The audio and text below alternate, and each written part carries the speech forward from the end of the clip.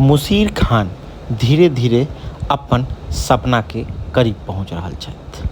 ओ एहि दिन India B team से खेला रहल छथि। एहि टीम में और कई पैघ खिलाड़ी छथि, लेकिन उनकर बल्ला नहीं चललनि। लेकिन मुशीर खान अपन टीम लेल शानदार पारी खेललथि। ओ टोटल 373 गेंद के सामना केलथि और चौका छक्का के बरसात करैत ओ 181 रन के पारी खेलथि।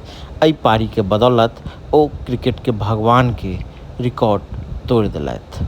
अहाँके हम बता दी कि उम्मीद कयल जाइ छलै कि ओ दोहरा शतक जड़ता, मुदा ओ लेकिन एहन नहीं कऽ पेलथि। लेकिन एहिके बावजूद ओ अपना टीम लेल शानदार पारी खेललथि। मुशीर खान के पैघ भाई सरफराज खान सेहो भारतीय टीम में डेब्यू कऽ चुकल छथि। कई रिकॉर्ड उनका नाम